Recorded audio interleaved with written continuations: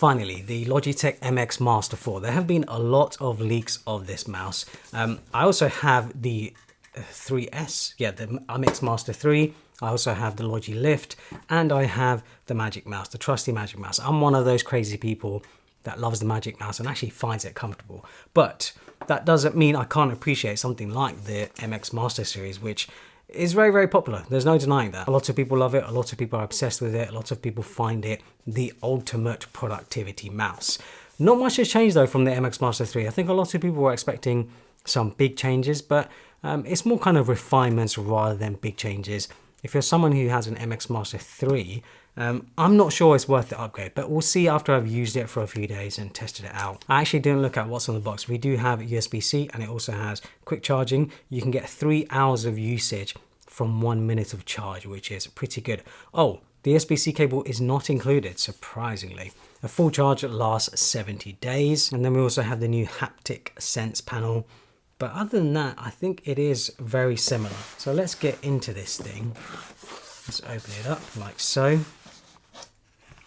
And it kind of just sits in there really. Looks very clean. Looks very, very nice, I think. Is there anything else in here? No, that's it. Oh wait, actually, no, we do have some documentation here. Oh wait, actually, we do have the USB-C dongle, which is absolutely tiny.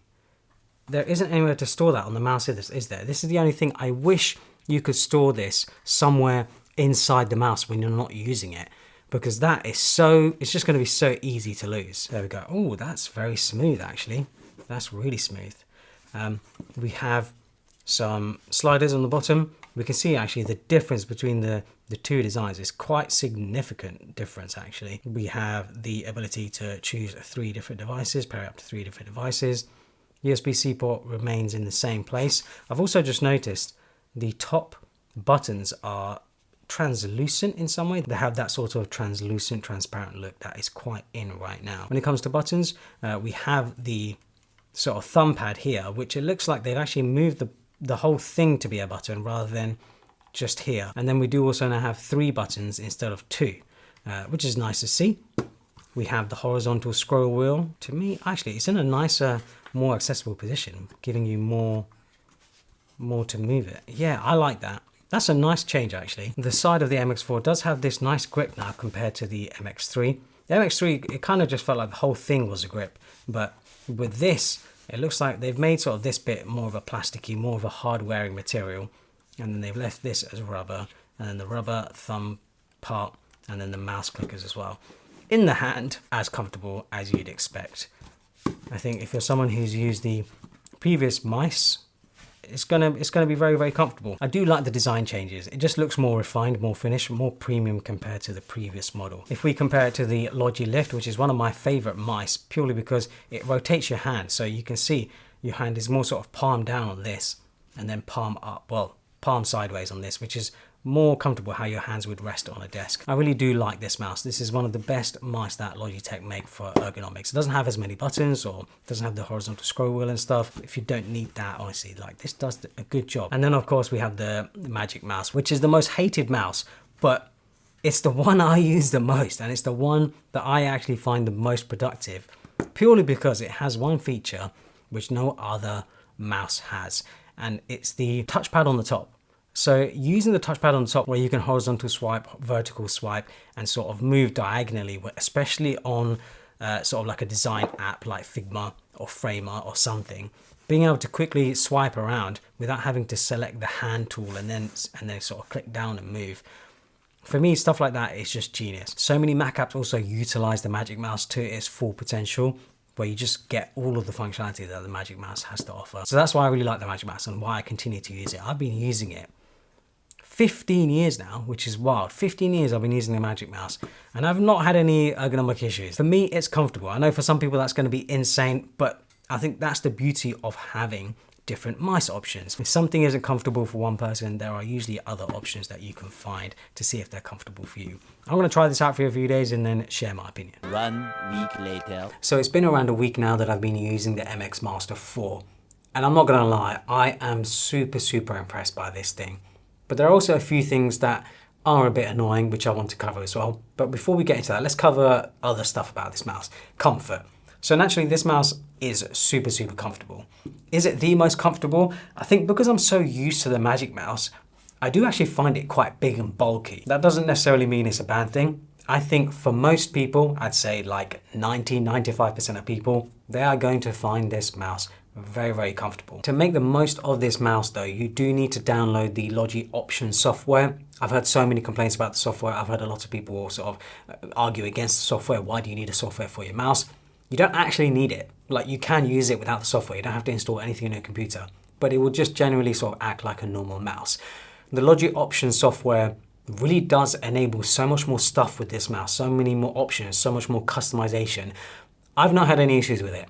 I don't mind it that much, but I did find that it's almost overwhelming how many options there are and how many different things you can do with it. I'm not going to cover all the options in this video, but I do want to highlight a few key ones. There are two things that I like about the Logi Options software. Number one is you can actually customize what the buttons do, what the dials do, and everything like that based on a sort of per app basis. So when you're using something like Final Cut Pro, you can have the buttons do various different things. When you're using something like Framer or Figma or whatever, you can have the buttons do entirely something different. So that's really nice because that means you can really customize it to sort of work with your workflow. The second thing is this button here, the one that rests under your thumb. When you click this button, it sort of shows you a bunch of options that you can select and you can customize this to however you like. I think that's pretty cool, and that's something that you just won't get with another mouse. The amount of customization that the software lets you do is just unreal. Like I said, it's almost overwhelming. One big difference between this and the MX Master 3 is that this actually isn't a button. It's actually like a haptic feedback sort of pad. So very similar to the trackpad on a MacBook. When your MacBook is off and you try to click the trackpad on the Mac, it doesn't do anything because it doesn't actually move. It doesn't actually click. That is the same thing with the button on the MX Master 4. It has a haptic feedback, so it feels like you're clicking it. And my God, is it good. Like, it is actually really, really good. You can even change how much haptic feedback you like. I have it on the low option because I found that's more than powerful enough for me. And it is just so intuitive. When I'm using the mouse and I'm trying to click the button, you know, I don't have to click all the way down. I have to worry about if I'm clicking the button or not because I know I have, because I get the haptic feedback. And yeah, such an awesome feature. Like, that alone for me, I think it's going to sound crazy. I actually think it's worth it to upgrade from the MX Master 3 because where the button is on the MX Master 3, I feel like you have to move your thumb down on the mouse to get to it. But with this, you can have your thumb nearly anywhere on the mouse, as long as it's sort of in this general area. I just find it a lot more comfortable. This is a big upgrade for me, and I think for a lot of people it's going to be the same. There's also this third button here, which is completely customizable. You can assign it to do whatever you like, which again is nice because you do not have that on the MX Master 3. The other improvement that I like is this horizontal scroll wheel, because this is a big, big improvement compared to the MX Master 3. So I'll try to explain this as best as I can, but the amount of movement you can get now, I'd say is like double, triple compared to the MX Master 3. So with the MX Master 3, I feel like I have to move it like this quite a lot to sort of scroll further, you could say. But with this, I actually can do less movement, less sort of flicking up and down, but I can move further. If that makes sense? Hopefully that makes sense. I don't know how else to explain it. But because your thumb has more, I guess, area to work with, you can just scroll further with it. Over the week that I've been using it, I feel like this has been the first time that I have seriously considered switching away from the Magic Mouse to the MX Master 4. It really is that good. I feel like Logitech have just nailed the design, the ergonomics, the features and stuff. I think it's quite an improvement from the MX Master 3. Earlier on in the video, when I first unboxed it, I kind of just thought it was refinements, and it is refinements really, but I feel like it's almost like a different mouse. There's a lot more you can do with this thing. If you're someone who feels like they're missing out by not using the Magic Mouse, I don't think you are as much anymore. There are a few differences still, there are a few key things, and it's the reason why I won't be switching to the MX Master 4, but that doesn't mean you shouldn't switch. One of the biggest flaws for me is the vertical scrolling.